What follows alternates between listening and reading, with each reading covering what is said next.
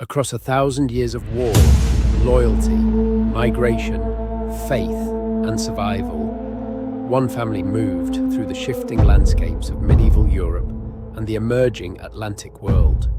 From Norman courts to Celtic frontiers, from royal service to colonial hardship, the Payne family stood at the crossroads of history. You are listening to Domesday to America, a prosopographical history of the Payne family from the early Middle Ages to the Atlantic world. Welcome everyone to another episode of In Depth with Academia. I'm Richard Price, CEO of Academia.edu, and I hope you're ready to dive into a remarkably intriguing piece of historical detective work today. Seriously, the kind of thing that makes you wonder about how surnames and stories cross hundreds of years and even oceans. But before we go any further, let me just say, as always, that I'm going to walk you through this paper as neutrally as I possibly can. I'm not endorsing it. I'm just here to decode it for you and maybe help you think about what all of it could mean for your own curiosity about the past. Today's focus is a paper by Patrick A. Payne. It's called A Connacht Anchor for the Payne Problem, Robert de Ufford, Roscommon, and Hugh Fitz-Payn in 1279. It's a note, so kind of a tightly argued mini-article, about a really specific challenge faced by historians interested in medieval family names, especially one that seems to pop up everywhere, Payne, or sometimes Payne or Fitz-Payn. So, what's the problem here? Why is this surname such a headache for researchers? Well, the core question this paper addresses is, can we find solid, truly reliable evidence that the Payne or Fitz-Payn family established themselves in Connacht, Ireland, during the late 1200s, rather than just relying on, guesswork or scattered mentions in dusty documents? Behind this very specific puzzle is a much bigger issue. How do you know if the Payne you see in one medieval record is connected to the Payne in another, especially when paper trails are almost always incomplete and surnames were way less fixed than we imagine today? Imagine looking at a sea of nearly identical names spread out across time and space, trying to spot relationships that mattered to people back then but are almost invisible to us. The significance for anyone interested in family history, English-Irish relations, or really just how we reconstruct the past, is huge. How can we trust stories of origin if the evidence is so slippery? If you've ever tried your hand at genealogy, you're probably nodding along right now. So, how does Payne's paper actually try to tackle this?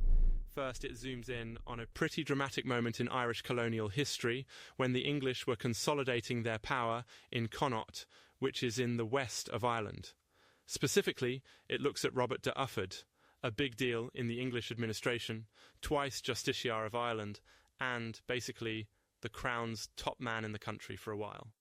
Ufford was basically the project manager for making Roscommon, this important town and castle, a stronghold of English rule. He brought with him a trusted administrative team, and that, the paper argues, is critical.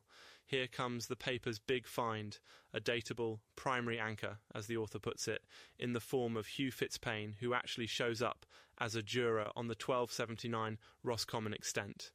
That's like a formal valuation of property for the Crown, and only people who were really plugged into the English administrative class would get that gig, being listed as a juror, not just some guy with the right surname passing through town.